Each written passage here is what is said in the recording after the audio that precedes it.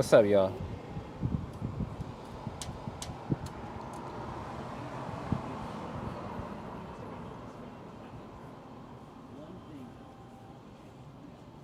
What's up, y'all?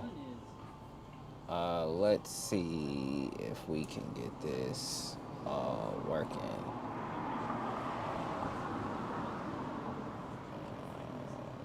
Video capture device. There we go. Let's try that.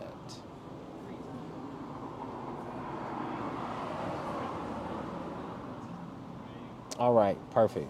And we're live. We're all the way live.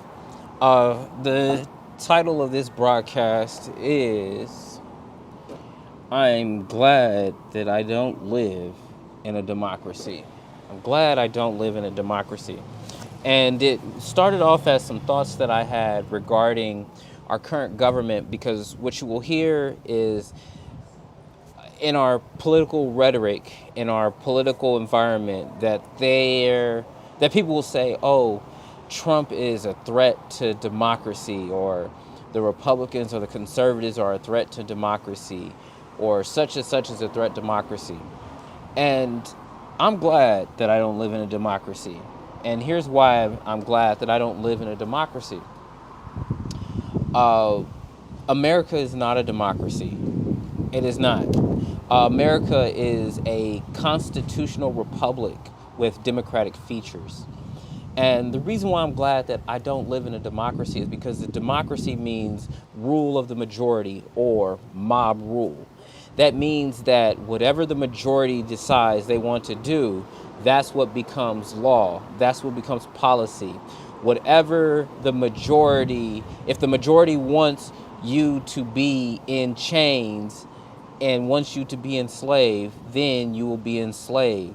If the majority votes for you being poor, for all the resources going to the majority and no resources going to the minority, then that's exactly what will happen. Is the minority will be poor and the majority will be rich. If the majority determines that they want to change their government, then that's exactly what will happen. I'm glad that I do not live in a democracy.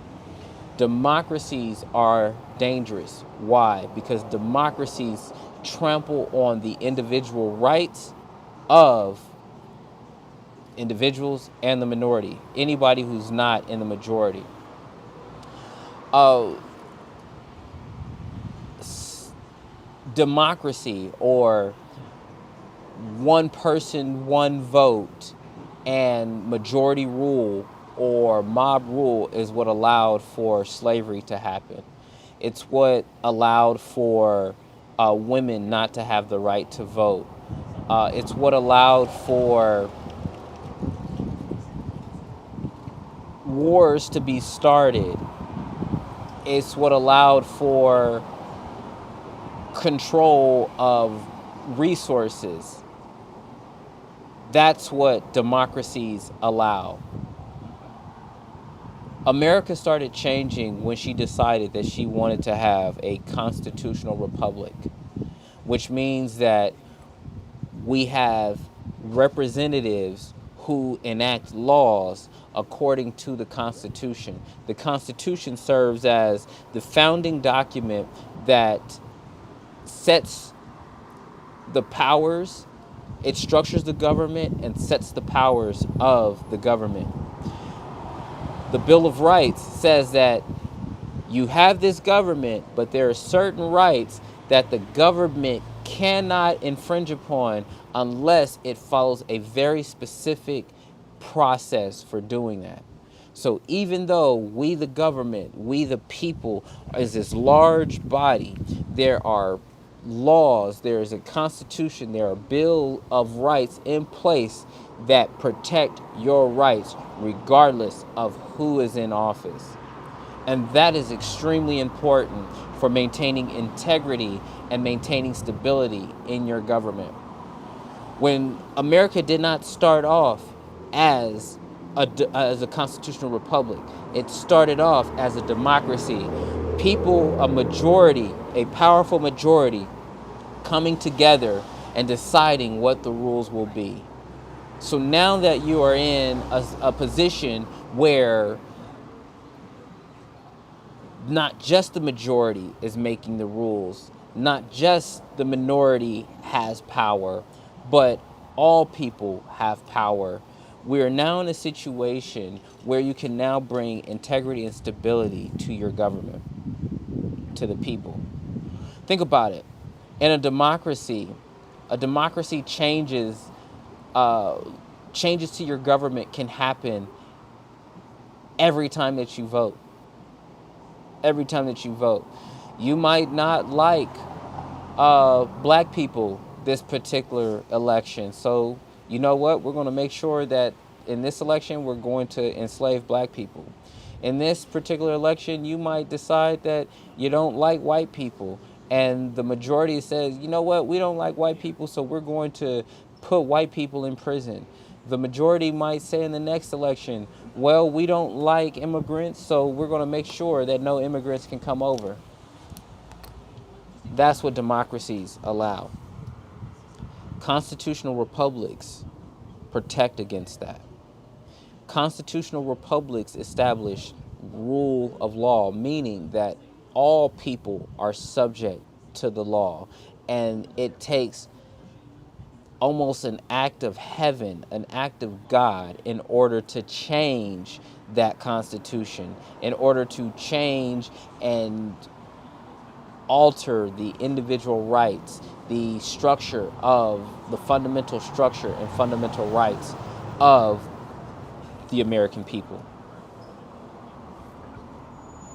I want to make that clear because when we say that somebody is a threat to democracy, what we're trying to say is that this person is a threat to America, but that's not true. I'm glad that these people are a threat to democracy. Why? If someone is a threat to democracy, then that means that they are a threat to mob rule. That means that they are a threat to the establishment. That means that they are a threat to a powerful majority that wants to trample on the rights of the minority. We, as American citizens, have been misinformed about our government, and I'm not going to allow the American people to continue to be misinformed. My goal is to create more informed and more involved citizens. I've been teaching political science since 2019.